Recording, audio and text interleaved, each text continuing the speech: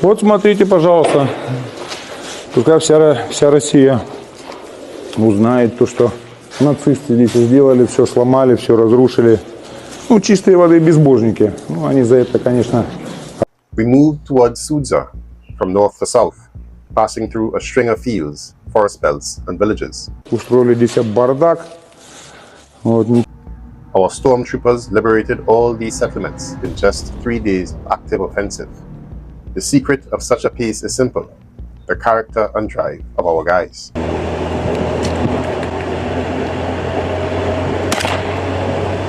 We received the command to go forward, and we went. The enemy fled, quickly in panic, and those who did not have time, well, let's say, they strengthened the Kursk black soil instead of the Ukrainian negotiating positions. We're living! Where did such a rapid breakthrough come from?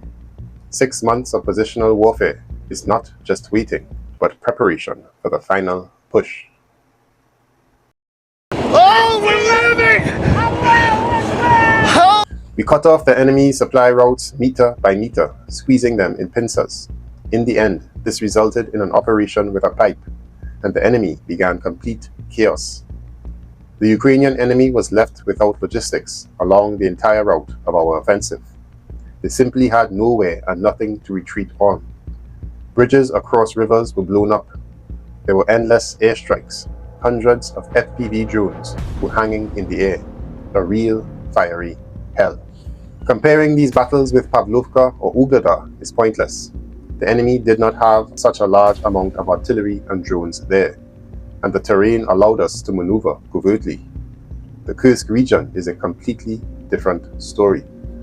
Open spaces, difficult soil for tracked vehicles that does not forgive mistakes. But no obstacles cancel out combat missions. The main thing is to adapt and make decisions quickly. That is why we decided against using vehicles. It was a matter of principle. Heavy armor is an extra risk.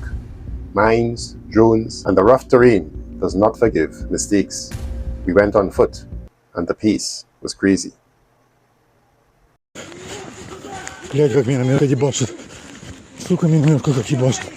In 3 days, the Stormtroopers broke through 11.5 kilometers in a straight line. If you take into account the terrain, that's all of 20 kilometers, and all of this under fire with a fight without stopping. It turned out to be literally a foot blitzkrieg. Moreover, the fighters did not walk lightly. Each carried double or even triple ammunition, mortars, anti-tank installations, but no one slowed down. The Ukrainian enemy simply ran, literally. They did not understand what was happening. So today we revisit the Kursk region for a unique report from the Marines of the 155th Brigade of the Russian Armed Forces, who give their raw account of the 6 months of battle in the Kursk region. And then, to my surprise, I found a recent report from the UK media Reuters, who interviewed Russian civilians in Kursk, and for once, Western media reported on the war from the Russian perspective. But before we continue, I ask that you help keep the show running with super thanks donations and joining the channel membership, where you get access to exclusive perks, analysis, combat footage, and breaking news not shown in the mainstream media.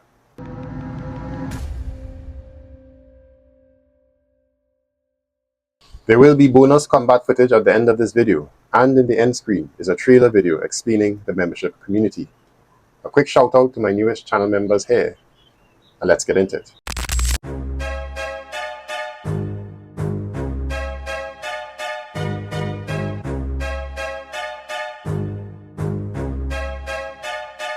The report continues. The enemy simply ran, literally, didn't understand what was happening. In hunting terms, we were on the trail and had them cornered. Destroyed bridges, minefields, fire traps. They were running out of options. But we were preparing for tough resistance. We thought that the Ukrainians would hold on to this bridgehead. The 92nd, 47th, 17th Brigades were there, the so-called elite of the Ukrainian armed forces. But we saw nothing elite. They did not even try to hold the defense. The result is always the same. In such battles, you need to fight with courage, and so we fought. The 155th Kursk Marine Brigade of the Pacific Fleet became the first unit since the Great Patriotic War to receive an honorary name in honor of the place of its military glory. After the armed forces of Ukraine broke through to the Kursk border area, the Marines held the defense in fierce battles for more than 6 months, and their assault groups were the first to enter the settlements occupied by the Ukrainian enemy, paving the way to the border. This report is based on the efforts of a Russian war correspondent who went to the brigade's field locations and spoke to the commanders of the assault companies, whose fighters liberated 6 settlements in the Kursk region in just 3 days of the offensive, opening the road to Suja. Officers with the call sign Sumrak and Zika told how one of the largest Russian offensives during the conflict began and why the Marines are rightfully considered the elite. Our 155th Brigade, the correspondent reports, is the first in modern history to receive the honorary title Kursk.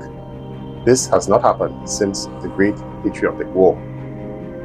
In addition, he reports, they became the only brigade to be awarded 2 orders at once, Zhukov and Suvorov. There are no other such brigades in Russia, even among the assault brigades. But no one can tell more about war than a stormtrooper, because he sees this hell from the inside. Each of them deserves respect. He has no goal to die, but he is ready for it, because he is a combat unit. Assault is not just a fight, it is a state when adrenaline is off the charts, when fear disappears and you move forward on a high.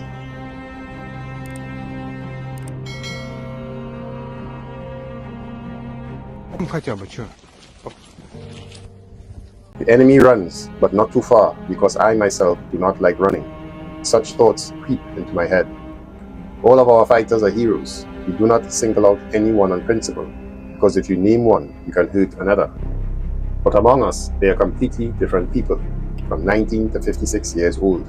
Each has their own destiny. Some people have been involved in sports since childhood, and some, forgive me for being blunt, have spent half their lives drinking under a heating main. But then he took a machine gun, and now he does things that are difficult to describe in words. Honestly, not everyone understood what awaited them.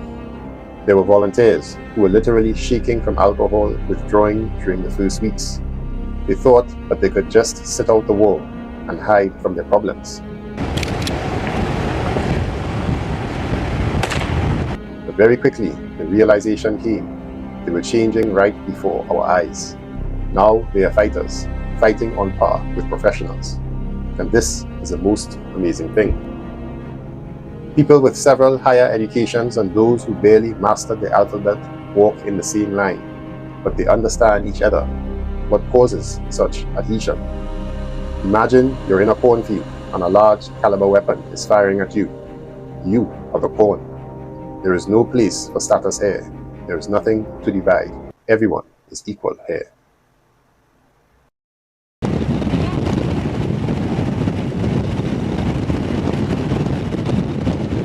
An officer leading men in battle inevitably faces the most difficult decisions. After all, any war has certain moral limitations, boundaries that are not supposed to be crossed. But in this conflict, there are no such boundaries. Here, they finish off the wounded. Here, they kill their own soldiers if they are captured. Here, they wipe entire settlements off the face of the earth. This is mentally damaging. Imagine a 19-year-old boy who knew about war only from computer games. He enters a border village, and there are civilian bodies scattered there. A child has been shot near a burnt-out house. Drones are picking off comrades one by one. How does this affect his morale? There are no tips here. The only thing that keeps his roof from leaking completely is trust in his commander, but his trust must be earned. Since 2022, we have gone from privates to officers. We have been wounded, and we now know stormtroopers and their commanders behaved in combat. It is impossible to fight according to a textbook. All the military art manuals from the Soviet era are outdated. We are sure that after the end of the conflict, all combat regulations will be revised. But no one will replace the stormtrooper. Some fighters perceive the assessment to the stormtroopers as a failure, but it is not. This is a school of war. Who enters the cities first? who takes on the main combat work. Yes, it is dangerous, but don't think I am a stormtrooper, so I'm not good for anything else. That is a myth. A stormtrooper is not just a force, but also an intellect. He calculates every step. The price of a mistake is life. Before breaking into a building, he assesses the situation, analyzes the risks, and plans a route. This is hard intellectual work. That is why a stormtrooper is the face of the army. Our team is considered the best. We perform tasks, not imitate them. Only sweat and blood. And the main thing is the right selection of commanders. Every company commander is a combat officer. Just 10 years ago, it was almost impossible to find such a person in the army. Now they will become the basis of brigades and divisions, future generals. When the war ends, these people will not leave the army. Every lieutenant or captain who survives this conflict will know more about war than their predecessors, who spent their entire careers in offices on training grounds, and they will change the army beyond recognition. Go! Now, after retreating from the Sudzha district, the Kiev regime troops occupied pre-prepared defensive lines and are trying to stop the further advance of the Russian army with the help of FPV drones and artillery. RIA Novosti shared a brief report on what is happening at the border with the Sumy region. According to the commander of the 5th Company of the Russian Armed Forces, called sign Voroda, Ukrainian armed forces have finally come to their senses after the mass flight from dozens of settlements in the Kursk region, including Sudzha, and are now trying to regain the initiative. In quotations, they are trying to get in with small sabotage and reconnaissance groups, the volunteer continues. However, to no avail. They are also conducting constant reconnaissance from the air and are trying to interfere with our movements with kamikaze drones. Sometimes we shoot down 20 to 40 of them per day. Kamikaze drones fly in all the time, Voroda says, already on the road. But today, we were lucky. It was cloudy and there was a strong wind. Right now, our task is to control the air and shoot down drones, says Voroda's fellow soldier, Andrei Kovalev. They hunt both the military and civilians.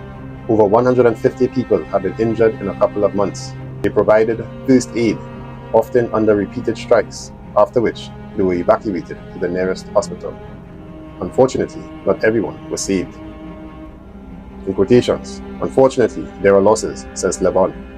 Recently, FPV drone operator Viktor Kozogolov, call sign Solovy, was killed. He personally shot down several Ukrainian armored vehicles, but during one of the missions, the Ukrainians copied the crew's location and did not spare the HIMARS missile. The rest of the soldiers survived, but we were seriously injured. The Ukrainian enemy, he said, is still trying to counterattack. Despite this, the liberation of the Kursk borderland continues. And now, with Russia close to expelling the last Ukrainian troops from Kursk, the Kursk populace is recounting the course, according to a report from Reuters. Вот, я включил уже. Нет, только вот так вот. Так? Да, да, да. Сними, пожалуйста. Нет, снять? Да, сейчас сниму.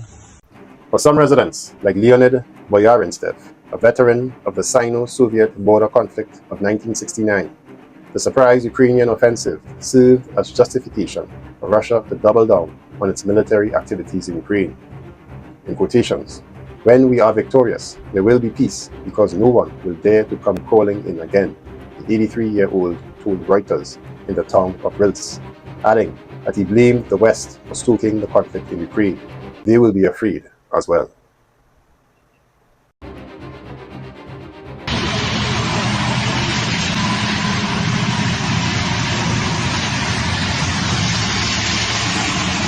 About 4 a.m. on February 24th of 2022, the Russian army began an offensive on Ukrainian territory. It was carried out in several directions at once, from the south, east, and the north. However, it was in the south, where it seemed easier for the Ukrainians to hold the narrow isthmuses of Crimea, that the Russian offensive achieved its greatest success. Why this happened is still not known for certain. few hours after the start of the invasion from the territory of occupied Crimea, Russian military columns were able to reach Kherson and Novaya Kakhovka, that is, to penetrate 60 to 80 kilometers into the rear. In parallel, the Russian army developed an offensive to